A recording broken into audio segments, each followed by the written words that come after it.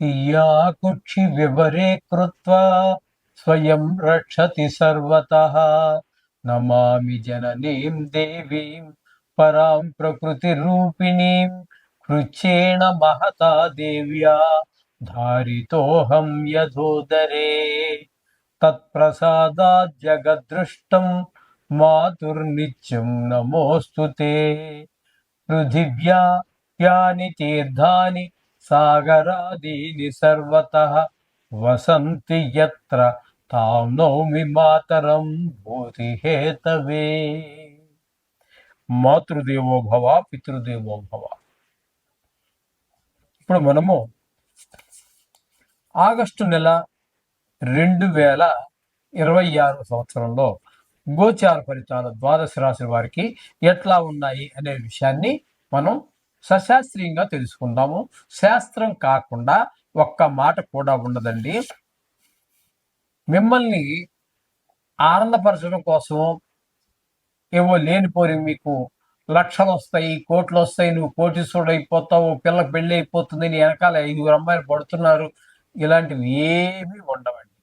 శాస్త్రం ఎంతవరకు చెప్పిందో అంతవరకే. రాసి పెట్టుకుని బల్ల బుద్ధి చెబుతున్నా హరిహరాదులు, ఈ బోడిగాడు చెప్పేదానికి హరి విష్ణువు, హరుడు అంటే శివుడు, వీళ్ళు కూడా తప్పించలేరంట. ఇలాంటివన్నీ ఏం ఉండవండి. శాస్త్రం చెప్పినంత వరకు నేను చెప్తాను. అందుచేత మీరు శాస్త్రమే కావాలనుకుంటే దీన్ని చూడండి, మా ఛానల్స్. మిగతావి మీకు అలాంటి ఆనందాన్ని ఇచ్చేవి, చెవులకి ఆనందం, మనసుకి ఆనందం 5 నిమిషాలే, తర్వాత ఏమి ఉండదు. అది తర్వాత ఏడిపే.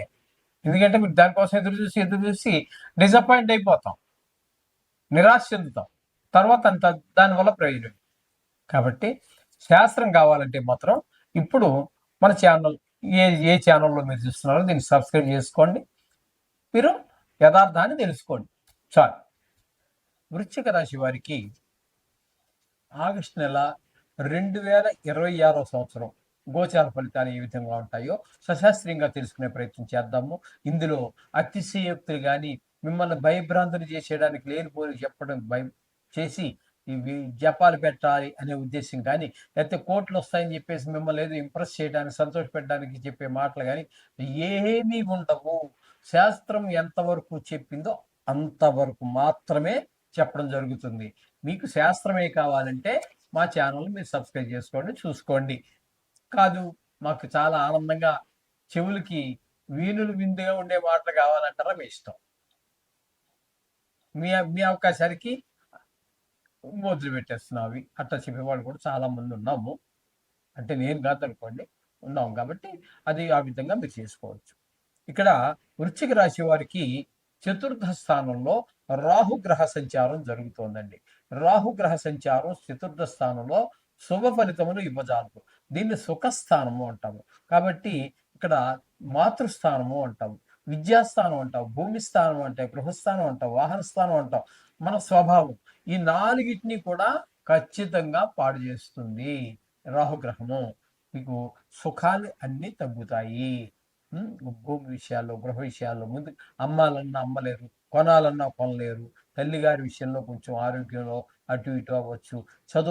ఇప్పుడు స్టూడెంట్ అనుకుందాం, వృశ్చిక రాశి స్టూడెంటే ఉన్నాడు, వాడికి కూడా ఆ విద్య మీద కొంత ఇంట్రెస్ట్ తగ్గటం, మిగతా విషయాల మీద ఎక్కువ అక్కర్లేని విషయాల మీద ఫోకస్ పెట్టడం, ఇట్లాంటివి జరిగే అవకాశం ఎక్కువగా ఉంటుంది.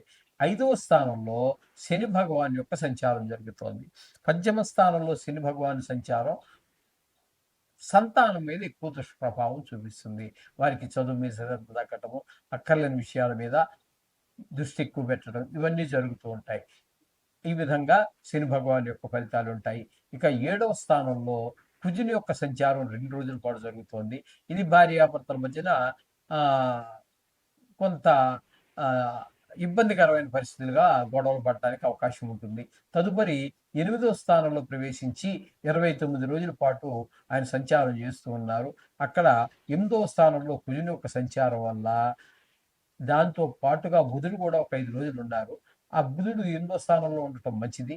దాని గురించి అది మళ్ళీ సెపరేట్‌గా చెప్పుకుందాం. కానీ కుజుడు 29 రోజులు ఉండటం ద్వారా అక్కడ మనకి 8వ స్థానంలో ఉన్నాడు కాబట్టి మనకి కొంత దుర్వార్త, ఎవరో చనిపోయారనేటటువంటి దుర్వార్త వినడం, పెద్ద దుఃఖం కలగటం, ధన నష్టం జరగటము, కొన్ని చోట్ల పరాభవాలు, అవమానాలు జరగటం, ఇట్లాంటివన్నీ కూడా 8వ స్థానంలో కుజుని యొక్క సంచారం వల్ల జరుగుతాయి. ఇకపోతే బుధుడు కూడా అక్కడ 8వ స్థానంలో 5 రోజుల పాటు సంచారం చేస్తున్నారు. ఆయన ఒక్కడు మాత్రం 8వ స్థానంలో కూడా 8వ స్థానంలో కూడా శుభ ఫలితాలు ఇచ్చేటటువంటి గ్రహాలు రెండే రెండు. ఒకటి బుధుడు, 2 శుక్రుడు. ఆ ఇద్దరిలో బుధుడు కూడా ఇక్కడ 8వ స్థానంలో 29 రోజులు ఉంటున్నాడు కాబట్టి సుమారుగా నెలంతా కూడా ఉన్నట్టే ఆయన కూడా చాలా మంచి ఫలితాలు ఇస్తున్నాడు. ఎవరో మనకి ఇట్లాంటి పెద్ద పెద్ద కష్టాలు కాకుండా, ఎవరో ఆయు ప్రాణం పోయింది అటువంటివి కాకుండా కొన్ని శుభవార్తలు మనకి అందజేయడం జరుగుతుంది ఆయన ద్వారా.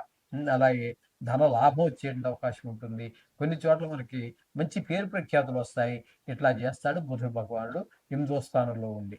ఇక అదే బుధుడు అదే కుజుడు 29 రోజులు నెలంతా అక్కడే ఉన్నారు. బుధుడు 5 రోజులు అక్కడే ఉంటున్నారు. ఆయన కూడా మంచి ఫలితాలు ఇస్తున్నాడు. కుజుడు మాత్రం మంచి ఫలితాలు ఇవ్వడు. కానీ మిగతా 26 రోజులు 9వ స్థానంలో సంచారం చేస్తూ ఉన్నారు బుధుడు. ఆ 29 రోజులు కూడా మనకి 9వ స్థానం కాబట్టి అక్కడ మనకి ఏం జరుగుతుందంటే తండ్రి గారి ఆరోగ్య విషయంలోనూ, ధన విషయాల్లోనూ, గుడికి వెళ్ళటము ఇట్లాంటి విషయాల్లోనూ, మనం ఏదైనా ఉపాసన ఏదో తీసుకుంటాం ఏ గురు ద్వారా, వాటి మీద కూడా చేస్తూ ఉంటాం కానీ బుద్ధి మాత్రం అక్కడ నిలబడదు. ఈ విధమైన ఫలితాలన్నీ బుధుని ద్వారా వస్తూ ఉన్నాయి. ఇకపోతే భాగ్యస్థానంలో గురువు యొక్క సంచారం జరుగుతోంది నెలంతా కూడా. భాగ్యస్థానంలో గురువు యొక్క సంచారం చాలా మంచి ఫలితాలన్నీ ఇస్తుందండి. తండ్రి గారి ఆరోగ్య విషయంలో కావండి, గురువు ఇట్లా గుళ్ళు గోపురాలు తిరగటం కానివ్వండి, వాహన సౌఖ్యం కానివ్వండి, దైవభక్తి కానివ్వండి, అన్నీ కూడా చాలా బాగుంటాయి. ఈ భాగ్యస్థానంలో ఉన్న సందర్భంలో కొంతమందికి గురువు యొక్క సంచారం కాబట్టి కొంతమందికి వివాహం అయ్యేటువంటి అవకాశం ఉంటుంది, లేదా వివాహం కుదిరేటటువంటి అవకాశం ఉంటుంది. ఇటువంటివన్నీ కూడా అందులోనూ ఆయన ఉచ్చ స్థితిలో ఉన్నాడు.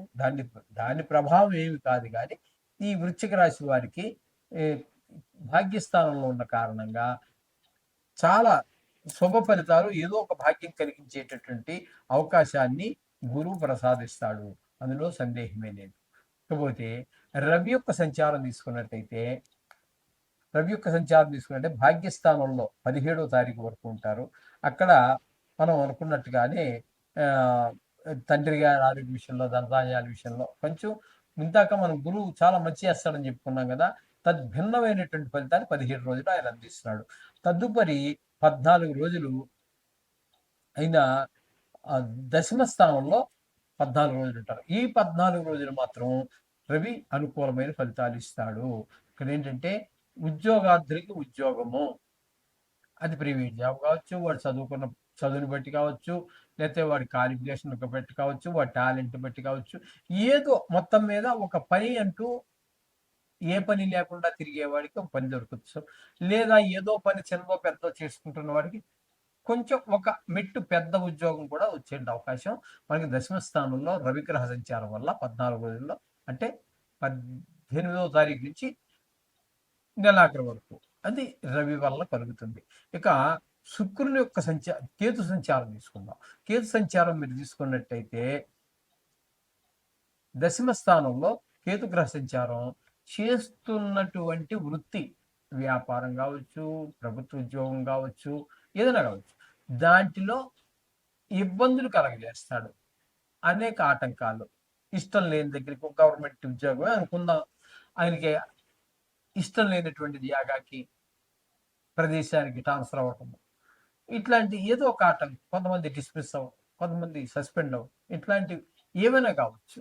ఆ విధంగా ఉద్యోగంలో, అది గవర్నమెంట్ అయితే. ప్రైవేట్ అయింది అనుకోండి, ఇంకా చెప్పాల్సిన పని ఏం లేదు, వాడికి ఇష్టం ఉంటే ఉంచుకుంటాడు, లేకపోతే పొమ్మంటాడు. ఆ విధమైన పరిస్థితులన్నీ కూడా కేతు వల్ల కలిగే అవకాశం ఉంటుంది. ఇక శుక్రుని యొక్క సంచారం తీసుకున్నట్టయితే దశమ స్థానంలో 2 రోజులు, ఏకాదశి స్థానంలో 29 రోజులు, మొత్తం మీద నెలంతా కూడా దశమ స్థానంలో ఉన్నప్పుడు వృత్తిపరమైనటువంటి 2 రోజులు, వృత్తిపరమైనటువంటి ఒక డెవలప్మెంట్ ఉంటుంది. అలాగే ఏకాదశి స్థానంలోకి వచ్చాక ధనానికి లోటు ఉండదు. ఏ పని చేసినా కూడా చాలా అందులో మీ యొక్క ప్రావీణ్యం కనబడుతుంది. తద్వారా మీరు శుక్రుని యొక్క అనుగ్రహం బాగుంది కాబట్టి, ఏకాదశి స్థానం కూడా కాబట్టి, షేర్ మార్కెట్‌లో పెట్టుబడి పెట్టేటటువంటి వారు, సినిమా రంగంలో ఉన్నటువంటి వారు, టీవీ రంగంలో ఉన్నటువంటి వారికి కూడా చాలా అనుకూలమైన కాలము. అలాగే అంచేత ఈ ఈ విధమైనటువంటి శుక్రగ్రహ అనుగ్రహం వల్ల మీరు ఈ రంగాల్లో ఖచ్చితంగా రాణించగలుగుతారు. ఈ విధమైనటువంటి పరిస్థితి అంతా మనకి గోచరిస్తూ ఉన్నది. శుభం.